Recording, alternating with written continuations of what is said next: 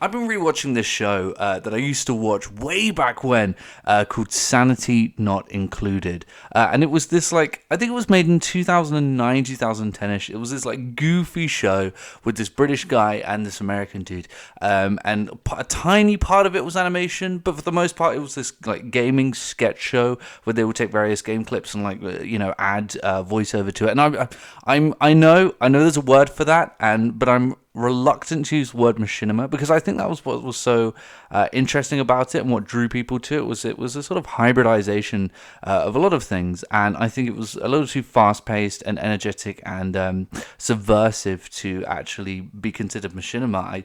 It wasn't really dialogue driven, the audio, so yeah, it was a really interesting show. It was really balls to the wall and crazy and stupid, and it was phenomenal. It was an incredible show.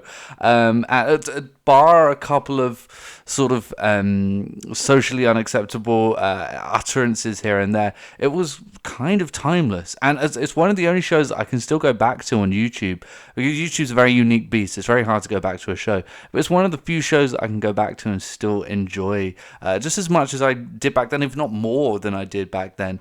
It feels I think it's very timeless because it feels like what we have now. It feels kind of memeified, but in a good way, with more of a sort of build-up and foundation than your typical meme, where they just throw the joke in and then subvert it immediately, and it's a brilliant show. And it got me thinking, this great show got me thinking, was the internet better back then? Because this is something that, yes, is very timeless, and I can still enjoy to this day, but man, could it be made today? Or it definitely couldn't be made today. And thank you, by the way, to whoever archived this show, because it was on the Machinima Network. And for anyone who doesn't know, the Machinima Network is dead now. And I don't just mean lacking, I mean it's completely dead. It's a relic of the past, much like, what I'm going to be delving into in this video. But I do think that it's something that maybe I don't think people would make now. I think it's a little too wacky and too fun. And there's no one talking into a camera complaining about other YouTubers or, telling you about their day and what makeup products they use. So I don't know if it would fly nowadays. But it did get me thinking, was the internet legitimately better in way back then? Well, I'm 28.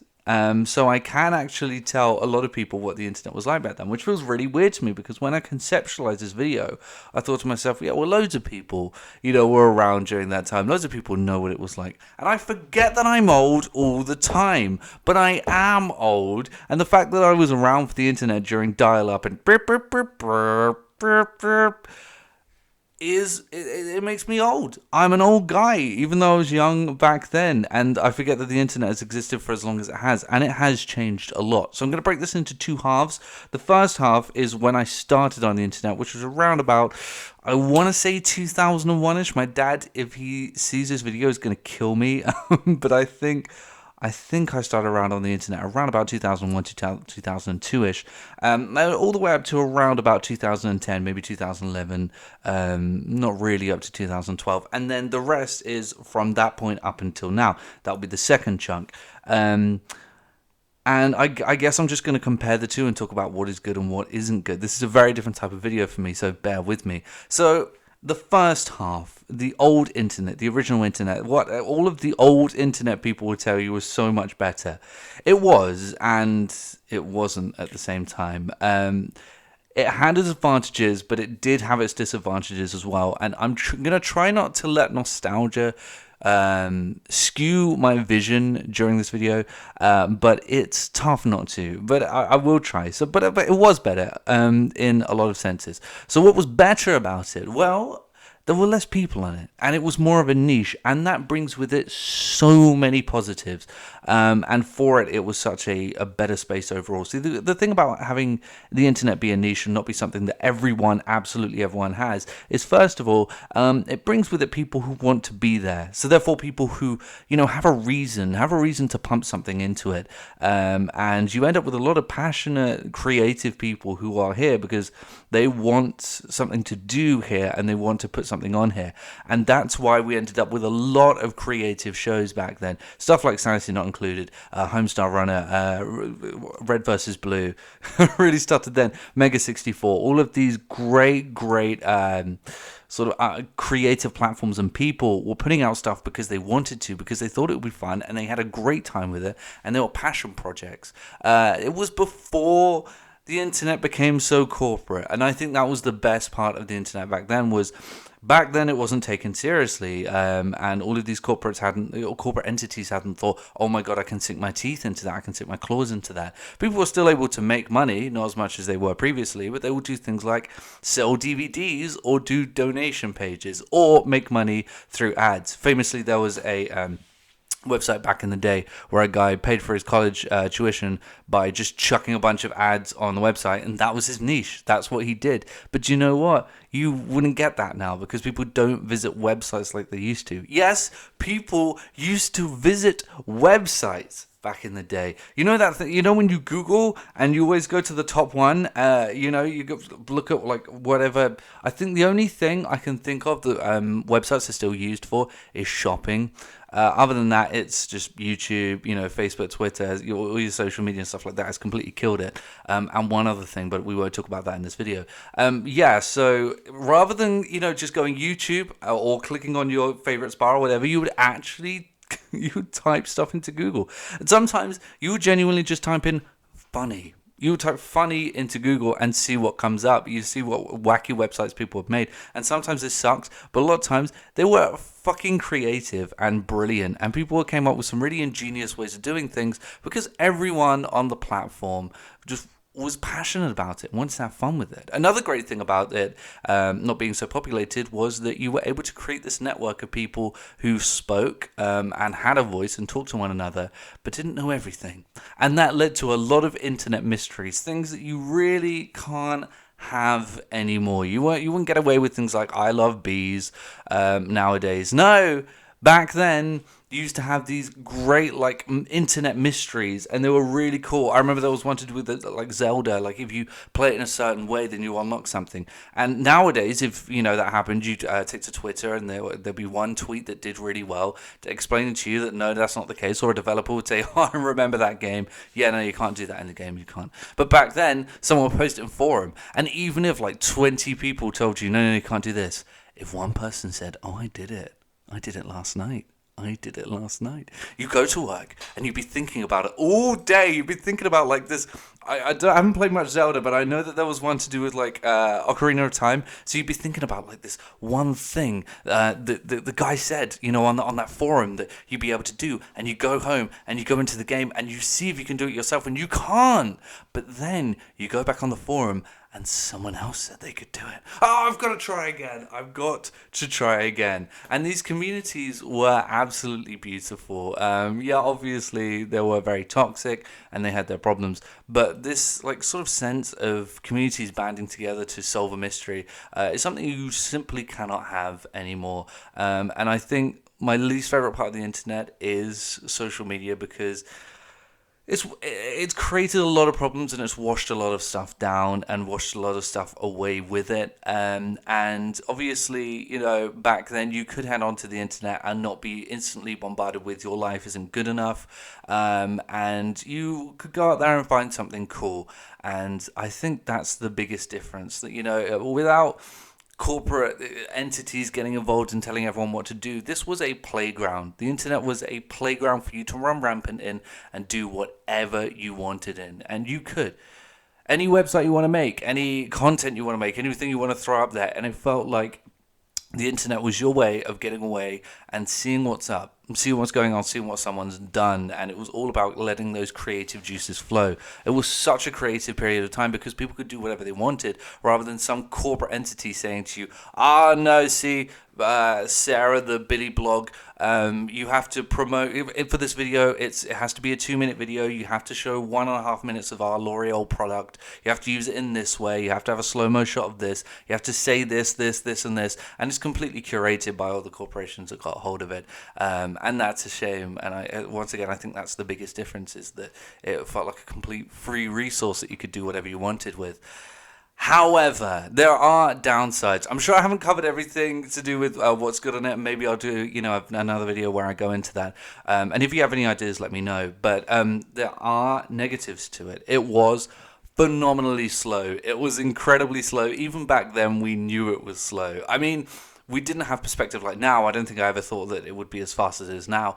But we knew that a picture took too long to load, that a web page took too long to load, and a lot of it was very basic for that sake. Now, again, people found creative ways around things, and I think that's magical and beautiful. But the resources weren't there, and to post a video, you had to host your own website, and you'd have to pay for your own you'd have to pay more if you had more traffic on your website, which sounds absolutely ridiculous, but it was the case. Fortunately, like I said, you could just run like a donation or a sponsorship or something like that. But you would have to pay more if people visited your website more. And also just overall the resources weren't all there. A lot of people could make websites, and because a lot of people who went onto the internet did so with that tech-savvy knowledge, they were able to do that. But there were still a lot of people who were left at the wayside who didn't have the ability to make something, really wanted to, and just couldn't. And that's different now. If you want to make something, you can. Back then, if you want to make something, you got to learn how to make it, and you got to learn how to put it somewhere. And that was the hard part. The easy part was making the thing. The hard part was putting it out there. And potentially your website could get lost, but I hate to, I'm going back onto positives. The great thing was, this is something I didn't mention, because there wasn't such a huge populace and all of these people in, Billy did sports, Sarah did makeup, Steve watched movies, and Trevor went on the internet. He was an internet nerd. We were considered nerds back then. Yes, people who were on the internet were considered nerds back then. The thing that we run every system that we have through now. But yeah, there will be less of a chance of you to get lost in that sea of people because there weren't nearly as many. This is a excuse that YouTubers use all the time when they're just not very interesting people, but they've somehow managed to gain a huge following, either through manipulating the algorithm or just blind luck. They like to use this excuse, well, I wouldn't have a following if I wasn't doing something that people found interesting. Nah, bullshit, shut up. But that's how it used to be. That's genuinely how it used to be. Nowadays, that's just not the case. There are billions of people on the internet. You got lucky. I'm sorry, Zoe Silver, you got lucky. So if you made something cool, it would get seen. But we're speaking about negatives. It was very difficult and very inaccessible. And you couldn't really talk about the stuff that you were looking up because when you went to the playground the next day, who do you talk to? I mean, for me, I knew a lot of nerds, so I could talk to people about it. But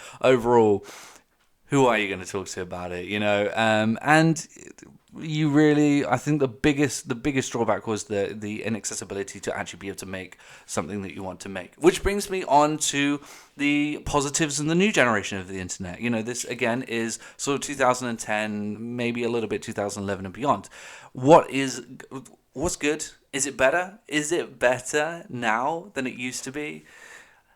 Sorry, yes and no. The answer again is yes and no. They're both just yes and no. They both have their pros and their cons. Nowadays, the positives are that it is completely accessible. If I want to make something, I can do it. Right now, I just turn my PC on. I click camera on my PC, and I'm looking at my camera right now, and I have all of this preset up. It is so easy to make, and there's a litany of free editing software out there, and pretty much everyone knows how to edit nowadays. I can edit from my phone now. Man, if you told me that in the early 2000s, I don't even think I knew what editing entailed actually in the early 2000s, but it is crazy what we can do now, and it's crazy what platforms we have to put all of this stuff on. YouTube, you literally just click upload and it's there. You don't have to encode anything. You don't have to code anything. There's a lot of support methods. You can even edit from YouTube. Some of the stuff that you can do on YouTube, I know I insult YouTube a lot because it's absolute dog shit, but they do have a lot of nifty tools on there, some very cool tools. And doing everything has just become so accessible. Thanks to the internet now, I can pay for something with my phone when my card's broken.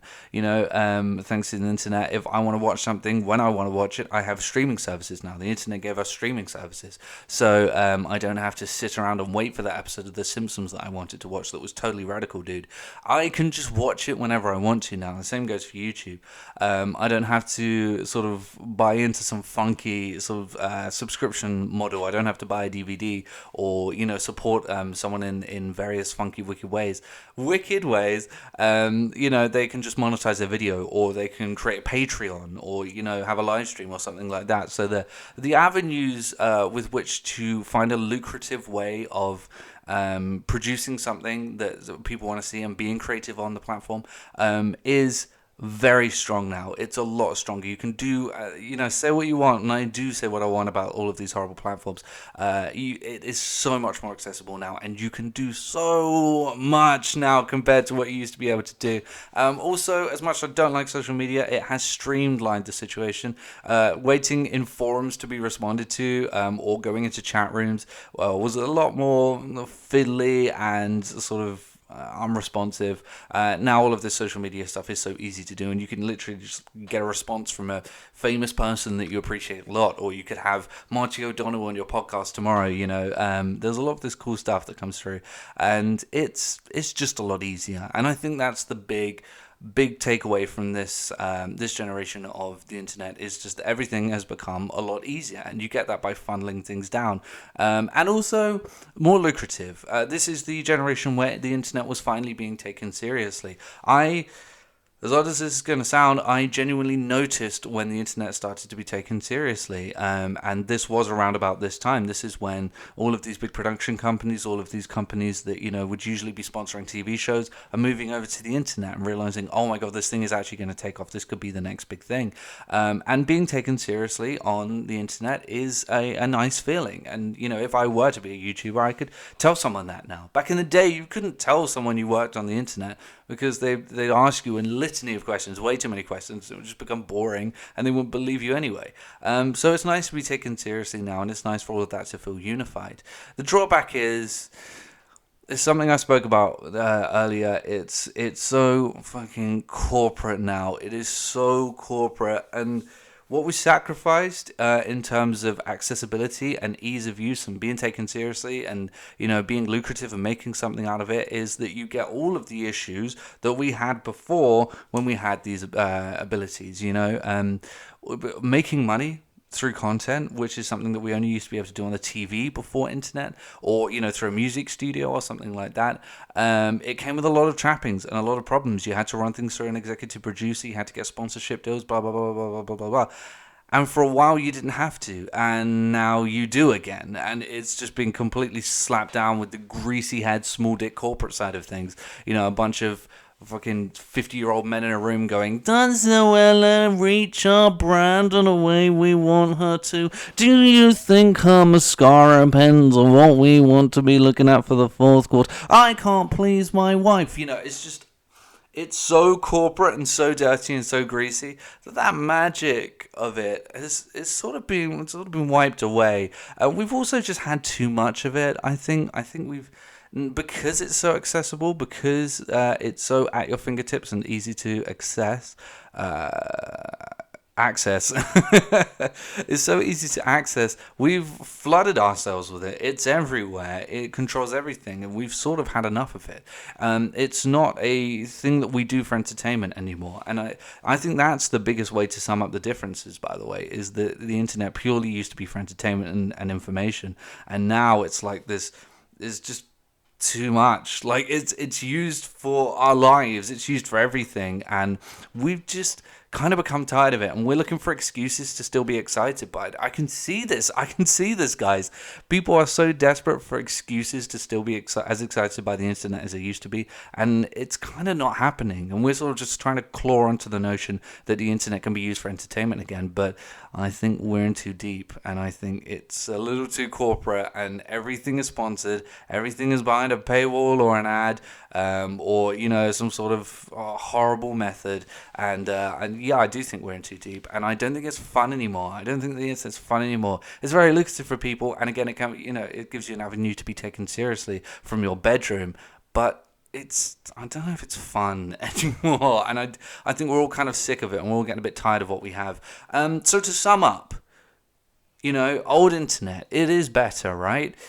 I I can't say. I don't know. I really can't answer that question. I know it sounds very non-committal, but I can't answer the question because I don't know if my nostalgia is clouding things. Yes, I feel better about it, but I do understand that it had its problems. It really did. It was very toxic. People used to get bullied a lot on the internet, and I think that's something we still need to work on fixing. It was a very nasty, toxic place at times, and you just couldn't make stuff. There were certain people you had to invest money into actually making stuff on a platform, and that made it difficult.